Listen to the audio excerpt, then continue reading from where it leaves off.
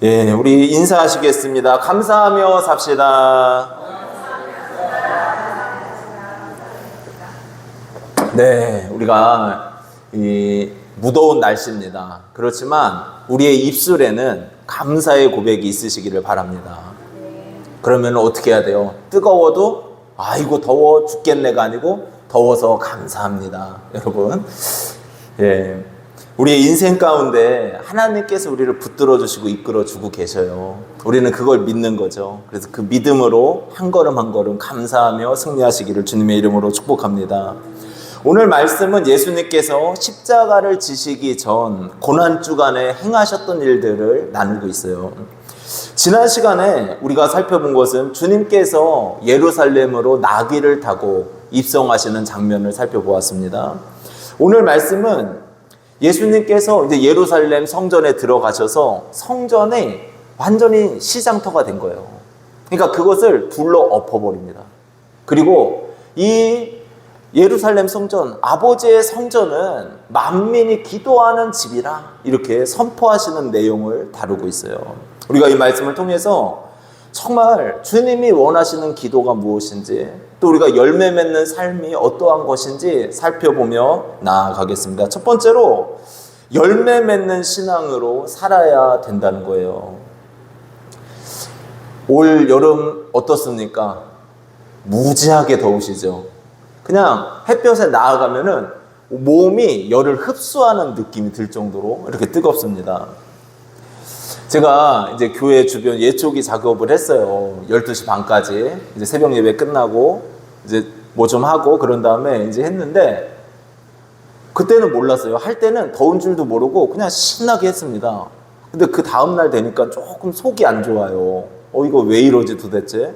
왜 그럴까? 그랬는데 이제 예배를 드리고 이제 설교까지는 잘했는데 기도회를 인도하려고 하는데 갑자기 속이 메스꺼워지는 거예요. 그러면서 막 이제 뭐가 나오려고 그러고 막 그래요. 너무 힘든 거예요. 야, 이거 왜 그럴까. 그래서 집사람이 와서 이제 뭐 안마도 해주고 풀어줬어요. 그래서 많이 풀리고 그 다음날 병원을 갔습니다. 또 온열 질환이래요. 또 햇볕을 많이 받고 막 수분이 배출되고 이러니까 혈관이 좁아졌다 그러더라고요, 의사 선생님이. 근데 이 혈관을 넓히려면은 수액을 맞으면 된대요. 수액을 맞아서 전해질을 공급하고 뭐 이러면은 몸이 좀 좋아진다고 그렇게 이야기를 하더라고요. 여름이 야, 이렇게 덥구나. 우리나라가 열대기후처럼 바뀌었구나. 이런 생각이 듭니다. 그런데 이제 이 여름은 지나가요, 안 지나가요? 지나갑니다. 지나가고 가을이 올 거예요. 우리 이복순 권사님이 이 김창훈 권사님 댁을 다 차량 운행 가면은 항상 하시는 말씀이 있어요. 나락을 보면서 뭐라 그러십니까? 모가지 나왔네. 그놈의 모가지가 뭔지 그렇게 모가지 나왔네 그러십니다. 한 해 동안 열심히 농사를 지어서 이제 나락이 잘 자라나고 벼가 돼서 이제 추수할 때가 오잖아요. 가을이 다가옵니다. 근데 그런 생각이 들어요. 우리의 인생도 마찬가지입니다. 우리가 믿음으로 하나님을 믿고 예수 그리스도를 고백하잖아요. 근데 우리가 주님 앞에 다다랐을 때, 주님의 나라에 이르기 전에 우리도 주님이 원하시는 아름다운 열매를 맺어야 될 줄로 믿습니다. 그래서 성도는 그 삶 속에 열매가 아름다워진다는 거예요. 예수님께서 마태복음 12장 33절을 보면 이렇게 말씀하십니다. 우리 같이 읽겠습니다. 나무도 좋고 열매도 좋다 하든지 나무도 좋지 않고 열매도 좋지 않다 하든지 하라. 그 열매로 나무를 아느니라. 그래요. 여러분, 뭐라는 겁니까? 나무가 좋으면 열매도 좋대요. 그러나 나무가 좋지 않으면 그 열매가 좋을 수 있어요, 없어요? 없다는 거예요, 지금. 그러면 예수님께서 원하시는 것은 무엇입니까? 성도는 좋은 나무여야 된다는 거예요. 그래서 거기에서 주님을 믿는 우리를 통해 아름다운 열매가 맺혀지기를 원하시는 것입니다.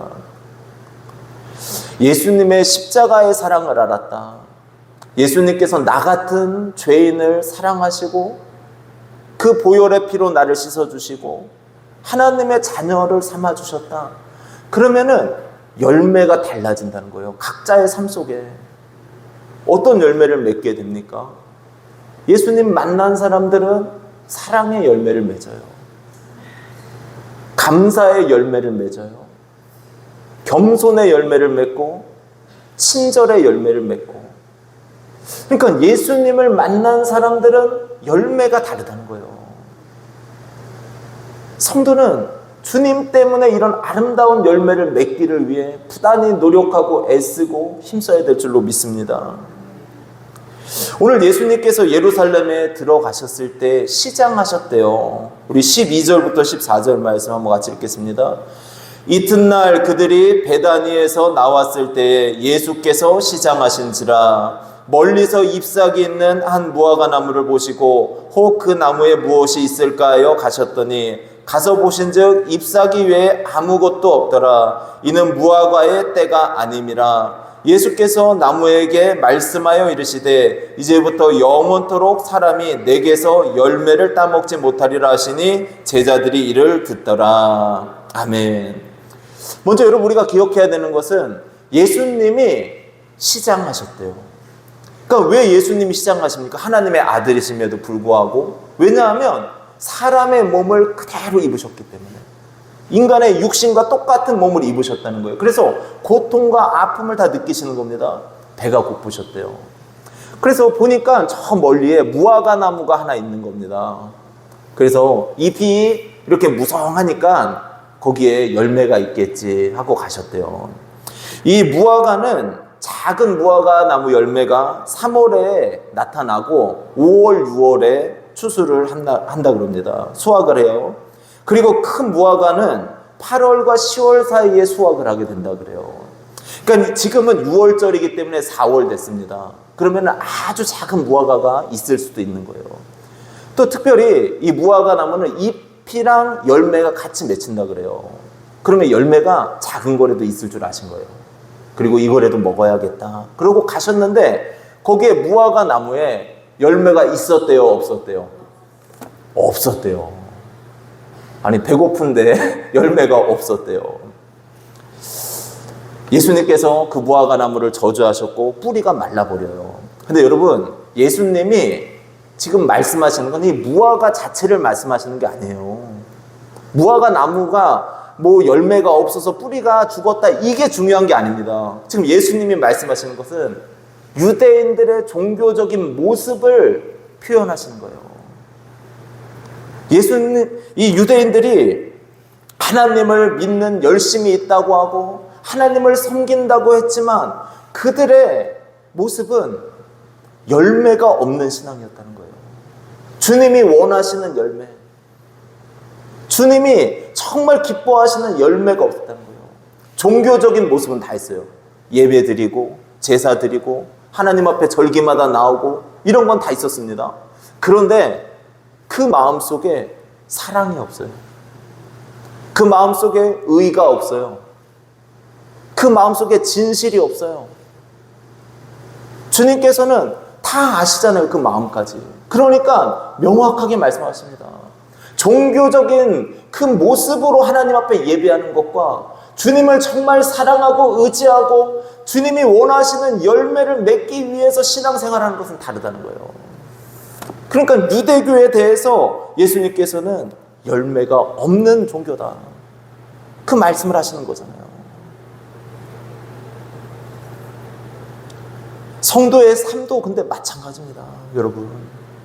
우리의 삶도 우리가 이제 영원한 천국에 들어가게 될 텐데 여러분 정말 주님이 원하시는 열매를 맺으셔야 돼요. 내가 원하는 열매 말고요. 예수님께서 나의 인생 가운데 원하시는 열매가 무엇일까?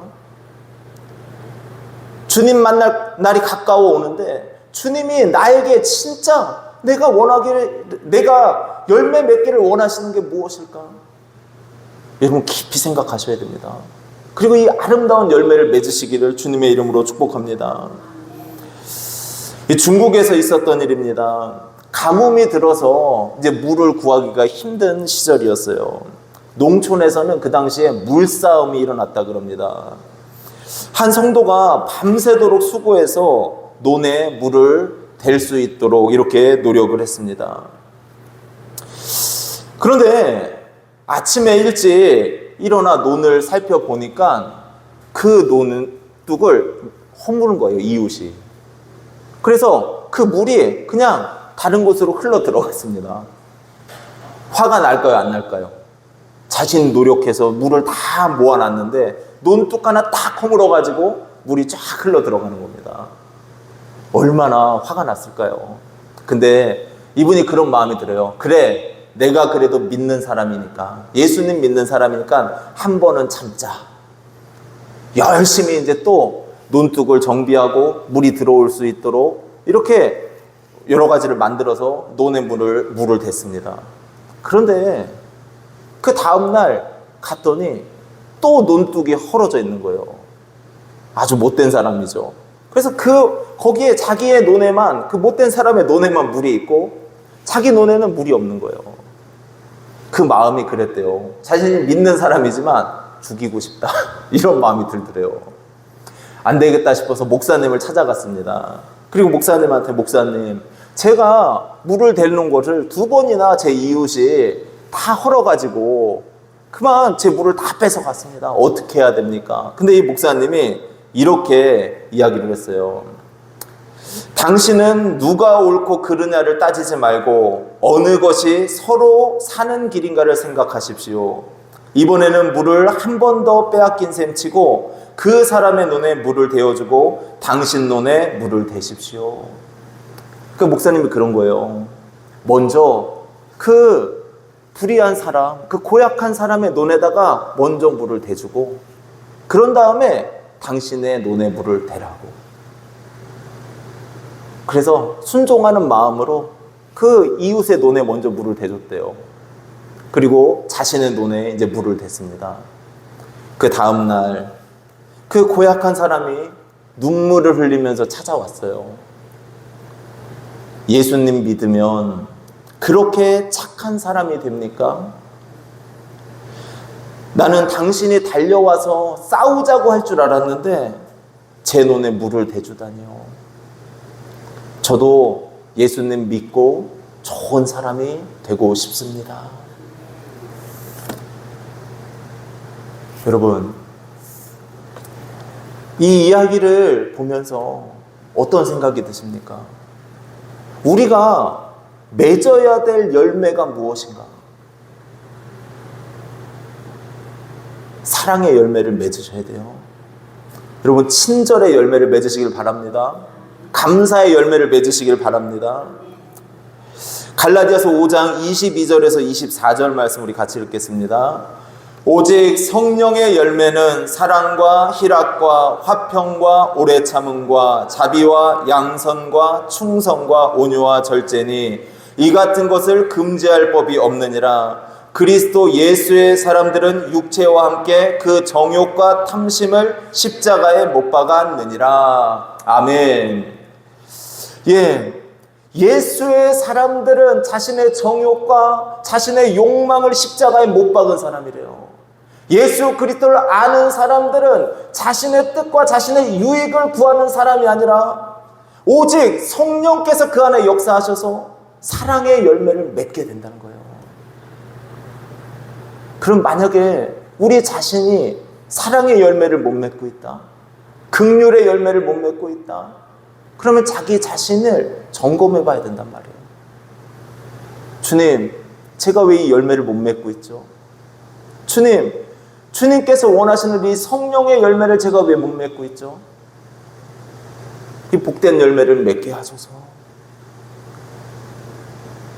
그럼 주님 만날 날이 가까울수록 이런 아름다운 열매를 맺으시기를 주님의 이름으로 축복합니다. 그래서 여러분의 삶이 복되시고 은혜가 넘치시고 충만한 인생이 되실 줄로 믿습니다. 그리고 두 번째로, 신앙은 자신의 이익을 구하는 수단이 아니라는 거예요. 신앙은 하나님 말씀 앞에 겸손히 낮아지는 것입니다. 저도 이제 신앙생활을 한 지 한 40년 정도 됐습니다. 여러 교회를 거쳤어요. 이제 부목사 생활을 하고 전도사 생활을 하면서 100명 정도 모이는 교회도 갔었고 또한 3,000명 정도 모이는 교회도 갔습니다. 작은 개척교회도 다녀봤고 또 10여 명이 모이는 시골교회에서도 단독 목회를 했었어요. 여러분, 그런데 이런 교회를 다니면서 느꼈던 게 뭐냐면 성도들이 현실적인 문제를 들고 주님 앞에 다 나온단 말이에요. 자신의 인생에 문제가 있고 어려움이 있습니다. 제가 아는 한 분은 어떤 식당을 운영을 하셨어요. 한식집이셨는데 그 식당을 운영하시면서 새벽 예배까지 나와요. 초신자신데. 근데 이분이 그 식당 잘 되게 해달라고 하나님 앞에 얼마나 기도했는지 모릅니다. 근데 식당이 점점 어려워져요. 우리 교역자들이 다 같이 가가지고 일부러 식사도 하고 막 그랬는데도 불구하고 식당이 뭔가 풀리지가 않는 거예요. 근데 그분이, 저는 신앙을 포기할 줄 알았습니다. 근데 어느 날 그래요. 자기는 그냥 교회에 가서 예배하는 게 기쁘대요. 그리고 그냥 예배자가 됐어요. 현실적인 문제가 풀리지 않았지만 그럼에도 불구하고 자기 자신을 사랑하신 그 예수님, 자기 자신을 만나주신 예수님, 자신을 천국으로 인도하실 예수님이 좋다는 거예요. 정육점을 운영하시는 분이 한 분 계셨거든요. 이분이 그래요. 잘 되시냐고 장사. 이제 가서 신방을 해보면은 장사 잘 되십니까? 그러면은 안 된대요. 맨날 고개를 이렇게 적으세요. 그냥 한 달 먹고 살 정도 됩니다. 그냥 그래요. 근데 이분이 신앙생활 진짜 열심히 하셨어요. 흔들리지 않고. 여러분, 우리의 인생의 문제가 예수님을 믿고 나서 풀릴 수도 있고 풀리지 않을 수도 있습니다. 그런데 그렇다고 해서 여러분, 주님이 주시고자 하는 가장 귀한 것을 놓쳐서는 안 된다는 거예요. 우리 주님께서 가장 우리에게 주시고자 하는 일이 무엇입니까? 그것은 구원의 문제라는 거예요, 여러분. 예수님께서 십자가를 지시고 죽으시면서까지 우리에게 주시고자 했던 게 무엇입니까? 그것은 우리가 하나님 앞에서 의로운 존재가 되는 거예요. 우리가 하나님 앞에서 이제는 총애받는 믿음의 사람이 되는 겁니다. 우리의 마음이 이 땅을 소망하는 것이 아니라 영원한 나라, 하나님이 나에게 베풀어 주실 은혜를 소망하면서 살아가는 것. 여러분, 이걸 주님이 원하셨단 말이에요. 우리의 죄에 사함받고 죄 용서받고 주님의 긍휼과 은혜 가운데 이 땅을 살아가기를 원하셨다는 겁니다. 주님이 우리에게 주시고자 했던 것은 구원이요 사랑의 열매 맺는 인생이었다는 거예요.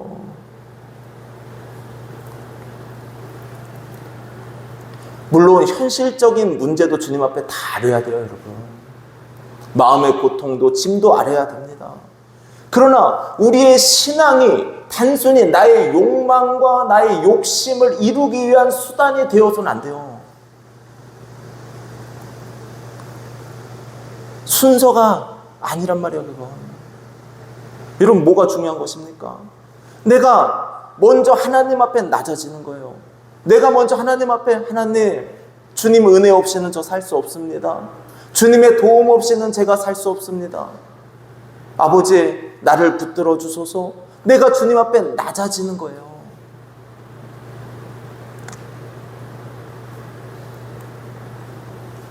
그런데 말씀을 따라 살다 보니까, 주님 뜻을 따라 살다 보니까 하나님께서 은혜를 주시는 거예요. 채워주시고 복을 주시고 인도해 주실 줄로 믿습니다. 오늘 예수님께서 예루살렘 성전에 들어가셨는데 그곳에 매매하는 사람들, 환정사항들이 많이 있었대요. 성전이 장사하는 곳이 됐다고 말씀합니다. 우리 15절에서 17절 말씀 같이 읽겠습니다. 그들이 예루살렘에 들어가니라. 예수께서 성전에 들어가사 성전 안에서 매매하는 자들을 내쫓으시며 돈 바꾸는 자들의 상과 비둘기 파는 자들의 의자를 둘러 엎으시며 아무나 물건을 가지고 성전 안으로 지나다님을 허락하지 아니하시고 이에 가르쳐 이르시되 기록된 바 내 집은 만민이 기도하는 집이라 칭함을 받으리라고 하지 아니하였느냐. 너희는 강도의 소굴을 만들었도다 하시매. 아멘. 지금 예루살렘 성전, 이곳은 어떤 곳입니까? 하나님 앞에 나와서 예배하는 곳이고 기도하는 곳이었어요. 그런데 그곳을 지금 강도의 소굴로 만들었다, 이렇게 말씀을 하고 있습니다.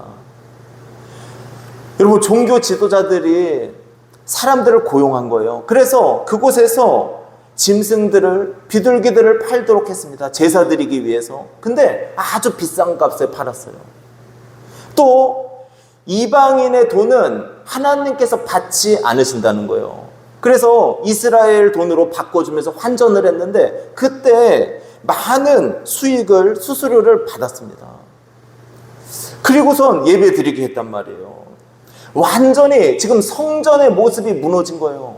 성전의 모습이 이제는 자신의 유익을 구하는 곳, 자신의 욕망을 채우는 곳, 돈을 버는 곳으로 전락하고 말았어요. 이런 모습을 본 예수님께서 어떻게 하십니까? 모든 매매하는 사람들과 그 판매하는 의자들을 다 둘러엎으셨대요. 그리고 주님께서 말씀하시는 건 뭡니까? 이곳은, 이 성전은 만민이 기도하는 집이다. 그럼 교회는 어떤 곳이어야 돼요? 우리가 모이는 이 교회는 어떤 곳이 되어야 됩니까? 기도하는 곳이 되어야 돼요, 여러분. 교회는 우리가 모여서 함께 뜨겁게 기도하고 하나님을 만나고 하나님의 사랑을 체험하고 주님의 임재를 체험하는 곳이 교회입니다. 그래서 주님의 용서와 사랑을 우리가 맛보는 거예요. 그리고 그 안에 기쁨이 있고 즐거움이 넘쳐야 됩니다. 또 영원한 천국을 소망하게 되는 곳, 이곳이 교회인 줄로 믿습니다. 또 교회는 어떤 곳입니까? 말씀을 듣는 곳입니다. 말씀을 듣는 거예요, 여러분. 교회에 나와서 우리가 하나님의 말씀을 듣잖아요. 근데 그 말씀을 들으면서 그 말씀 앞에 내 자신을 내려놓는 거예요, 자꾸. 우리 사람은 자신의 욕구가 있고 자신의 그 감정이 있고 느낌이 있잖아요. 그런데 이 모든 것들을 못 받고 하나님의 말씀 앞에 내 자신을 자꾸 내려놓는 훈련을 하는 겁니다. 그리고 하나님의 말씀과 나의 인생이 함께 가는 거예요. 이게 바로 교회에서 우리가 말씀을 듣고 주의 은혜를 사모하는 시간이라는 거죠. 여러분, 신앙을 자신의 욕망과 욕구의 수단으로 사용하지 마시기를 바랍니다. 신앙은 내가 먼저 하나님의 말씀을 구하는 곳이고 하나님을 만나는 곳입니다. 그럴 때 하나님께서 우리를 채우시고 은혜 주시고 복을 주실 줄로 믿습니다. 이런 귀한 삶이 되시기를 주님의 이름으로 축복합니다. 그리고 마지막으로 기도할 틈을 만들고 기도의 삶을 살아야 됨을 증거하고 있어요. 이 라면 중에서도 틈새 라면이라는 것이 있습니다. 여러분 들어본 적 있으신가요? 틈새 라면? 못 보셨어요? 예. 이 틈새 라면이 있는데 사실은 이 틈새 라면이 체인점이었습니다. 맵기가 좀 다른 라면들보다 약간은 매운 그런 라면인데 1981년 김복현 사장이라는 사람이 서울 명동에서 이제 그 가게를 냈는데 거기가 작은 건물이었대요. 틈새에 있는 건물이었대요. 거기에서 이제 라면집을 오픈해서 팔았는데 그게 잘 됐다 그럽니다. 근데 그것에서 영감을 얻어서 틈새 라면 체인점이 생겨나기 시작했고 많은 곳에 생겨나서 지금도 잘 팔리고 있다 그래요. 이제는 그게 봉지 라면으로도 나왔습니다. 근데 저는 그런 생각이 들었어요. 장소에도 틈새가 있을 때 그곳을 공략할 수 있다면 우리는 우리의 시간 속에서 틈새 기도를 해야 된다는 거예요. 여러분, 기도할 틈을 만드시길 바랍니다. 요즘에는 그래요. 바빠서 기도할 수 없대요. 너무 힘들어서 기도할 수 없대요. 그럼 언제 기도하시겠습니까? 여러분, 기도하셔야 돼요. 제가 예전에 말씀드렸잖아요. 직장 생활을 3년 정도 하면서 그때 정말 바쁜 거예요. 새벽에 나가서 밤 늦게 들어오니까 도저히 기도할 시간이 없어요. 그래서 아침에 일찍 일어나서 성경 보고 잠깐 기도하고 나갑니다. 그리고 직장에서 일을 하면서 1분이라도 기도했어요. 1분. 틈틈이 시간 날 때마다 주님을 바라보는 시간을 갖는 거예요, 여러분. 그런데 놀라운 건 뭐냐면은 그 1분을 기도해도 하나님, 이 문제가 너무 어렵습니다. 하나님이 풀어주소서 이렇게 기도하잖아요. 그러면은 참 놀라운 게 순탄한 길이 열려요. 여러분, 그래서 작은 틈만 있어도 기도하시기를 주님의 이름으로 축복합니다. 우리 성도에게 있어서 중요한 것은 무엇인가? 여러분, 기도하는 틈을 내셔야 된다는 거예요. 아무리 바쁘고 힘들어도. 만약에 너무 바쁘다, 여러분 식사 기도는 다 하시죠? 아멘입니까? 아니, 식사 기도도 안 하시는 거 아니죠? 밥 먹기 전에 기도할 때라도 여러분 집중해서 기도하시길 바라요. 그럼 하루 3번은 기도할 수 있습니다. 여러분, 다르단 말이에요. 오늘 예수님께서 성전이 어떤 곳이라고 말씀하십니까? 우리 17절 말씀 다시 한번 읽겠습니다. 이에 가르쳐 이르시되 기록된 바 내 집은 만민이 기도하는 집이라 칭함을 받으리라고 하지 아니하였느냐. 너희는 강도의 수고를 만들었도다 하시매. 아멘. 예수님께서 명확하게 말씀하십니다. 내 집은 만민이 기도하는 집이다 그래요. 기도를 통해서 하나님을 만나는 곳, 기도를 통해서 하나님의 역사를 체험하는 곳, 기도를 통해서 하나님의 능력과 도우심과 하나님의 섭리와 하나님의 은혜를 맛보는 곳, 이곳이 교회란 말이에요. 기도해야 돼요, 여러분. 기도가 죽으면 안 됩니다. 예수님께서 지금 성전을 정화하신 다음에 매매하는 사람들 다 내쫓으시고 아무나 못 들어오게 하신 다음에 하신 게 뭡니까? 19절 말씀 우리 같이 한번 읽겠습니다. 그리고 날이 저물매 그들이 성 밖으로 나가더라. 아멘. 이 말씀은 예수님께서 이제 베다니로 다시 나가셨다는 것을 말씀합니다. 성전 정화 후에 예수님께서 베다니로 나가셨어요. 예루살렘에 입성하신 다음에도 베다니로 나가셨어요. 예수님께서 십자가를 지시기 전에도 베다니로 가셔서 감난산에 가셔서 기도를 하셨어요. 여러분, 이 말씀이 보여주는 게 무엇입니까? 예수님께서는 아무리 힘들고 어려워도 고난이 있고 자신 앞에 십자가가 놓여 있어도 기도할 틈을 내셨단 말이에요. 기도할 시간을 내셨단 말이에요, 여러분. 이게 주님의 모습이에요.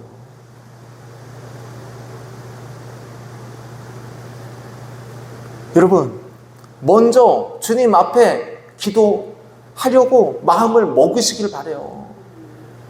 기도가 안 된다, 난 기도 못한다, 아니에요, 여러분. 마음의 중심이 하나님보다 더 의지하는 게 있으니까 기도가 안 되는 거예요. 내 마음의 중심이 하나님보다 더 사랑하는 게 있으니까 기도가 안 되는 거예요, 사실. 근데 내가 의지할 대상이 하나님밖에 없다, 내가 바라볼 대상이 하나님밖에 없다, 여러분, 기도 안 하고는 살 수 없습니다. 우리의 인생이 정말 하나님 앞에 기도와 간구로서 승리하시기를 주님의 이름으로 축복합니다. 하이드는 독실한 신앙인으로서 많은 사람에게 모범이 되었습니다.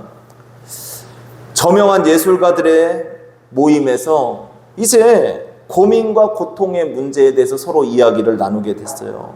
경제적인 고통, 또 좋은 작품이 나오지 않을 때 어떻게 고민을 해결하십니까?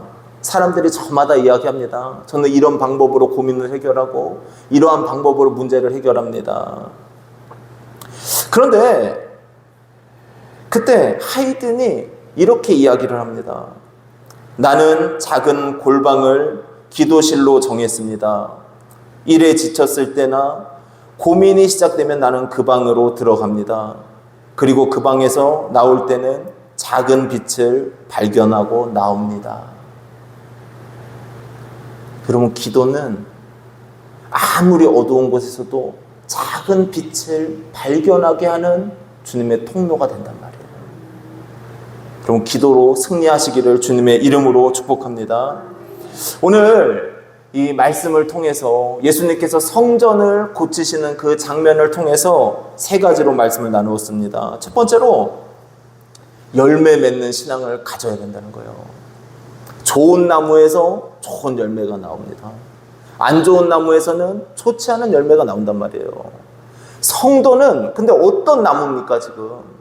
좋은 나무래요.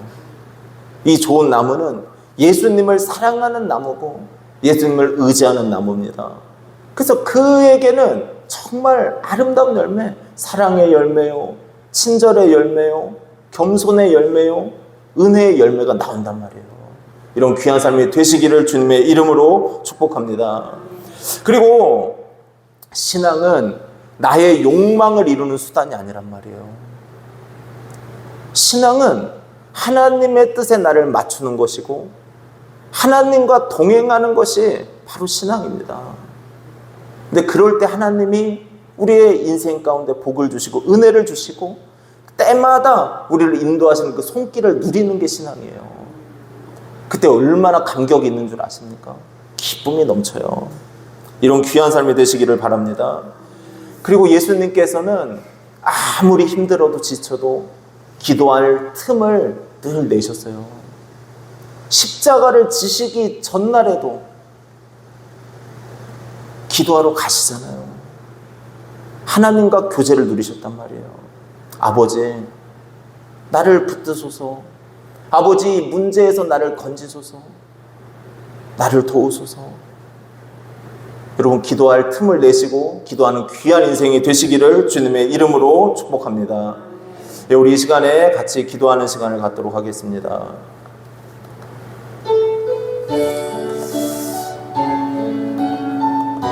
여러분, 이 시간에 우리가 하나님 앞에 기도하며 나아갈 텐데, 하나님, 종교인의 모습이 아니라 정말 하나님 사랑하고 의지하는 아름다운 열매 맺는 신앙 갖게 하소서. 믿음의 열매 맺는, 사랑의 열매 맺는 신앙을 갖게 하소서.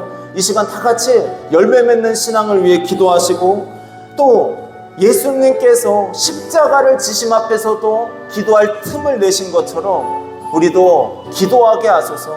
기도로 승리하게 하소서. 말씀으로 승리하게 하소서. 이 시간 늘 기도하는 신앙을 갖게 하소서. 열매 맺는 신앙과 기도하는 신앙을 위해서 우리 다 같이 마음 모아서 기도하며 나아가겠습니다. 주여 한번 부르기도 하시겠습니다. 주여! 아버지 하나님 감사합니다.